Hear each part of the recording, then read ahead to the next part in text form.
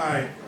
So, in the late 90s, I entered the slam scene, and I have hip-hop roots, and this was probably the last slam piece I ever wrote, so I'm going to do that, and then you follow it up, and then I think it'll all make sense, because it's poetry and rap. This is my book report on hip-hop. It was the that got me. Yeah! It was the break. Deflate, because I was gassed. Head over heels in love with electric drums and spoken vocals, which was the joke of locals and laughing stock of my rock and roll hellhole. But the rhythmic acupuncture pierced my skin, pinning butterflies to my stomach, which would flutter every time I heard the boom. More than the I was no devil worshiper, higher level interpreter. I refuse to lose focus and recite satanic verses with many curses. Drug-induced worse was I knew they were saying, kill your mother, because it paid them well. Yet, in my flashback, I see the foreshadow, ironic twist. My first purchase was a hip-hop record called Raising Hell. I should have run when I had the chance, but DMCs made me want to break dance, made me want to spin vinyl, made me want to graph right, made me want to not act white. And not to perpetuate any stereotype, but I was not about the mullet ice hockey haircut. Short on top for the fellas, longer back for the ladies, you know that shit, right? I was not about the ripped jean jacket with the Megadeth, Metallica, and Slayer patch. I had an internal itch for the and never could I get with the piano guitar riff, the piano guitar riff, the I had wild style wars. I rented Beat Street every week as I rocked steady, wearing out the play, rewind, and slow-mo buttons on my VCR. I did the pause play all day, forced my way into comprehension of inner city invention. For me, it was in the expression which would eventually win me exception. One exception, those around me couldn't give me affection, but I played and paid that video attention till eventually I completely bit the I found my new religion. Born again B-boy. Born to destroy decoys and be the real McCoy. Yeah, boy! I wore the clock so you could know the time. Chuck D told me to keep a sober mind, and even though his sidekick liked the flavor of bass, I swore to God hip-hop was about being drug-free. What? I swear to God hip-hop was about the upliftment of humanity. I swear to God hip-hop was what rock was not pop.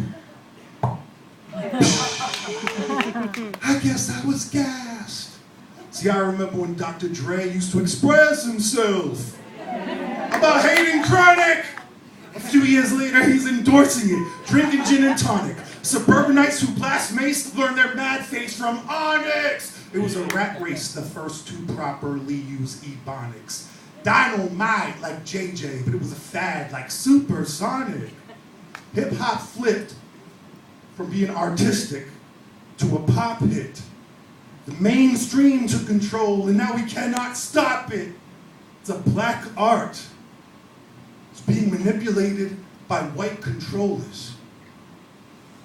Just like rock and roll is. We took the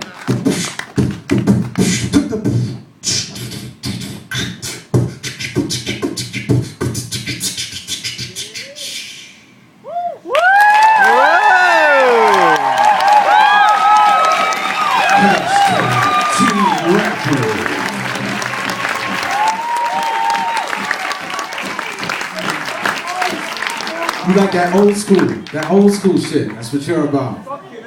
You gotta get up on some new shit though, some new shit. Like I listen to like the Wu-Tang Clan, like we're new shit. This is a poem about the old dirty bastard.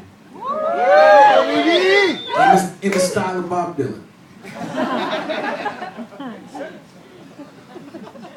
Who killed Russell Jones? Why and was the reason? No. Not us, said the members of the Wu-Tang Clan. Dirty was our brother, Dirty was our man. The old dirty bastard is just who he was. He was a grown man, he never gave a fuck. It may have been us that gave him that name, but the blame ain't ours. He couldn't cope with the fame. We got family of our own, we can't afford to fail. Didn't have time to go and visit in jail, so when he looked us in the eye and said, I'm dying, we didn't pay attention to give it any mind. And now looking back, maybe we should have called, but you can't blame us at all. So who killed Russell Jones? Why and was the reason? No, not us, said the managers and record execs who treated each arrest like nothing but free press. Make $1 million off the mess and cut him another check. Everybody slows down and look at a car wreck. Anyhow, he was worth more alive than dead. He gave us a great product and the means to an end. Our job was to make your money, it wasn't to make friends. Blame society and the environment. Dame Dash signed Dirty the second he was released. And maybe that's less time than an ex-con needs. Maybe he needed peace and to be with his family more than MTV News and Mariah Carey. Sure, whole thing may have been premature, but you can't blame Dame at all.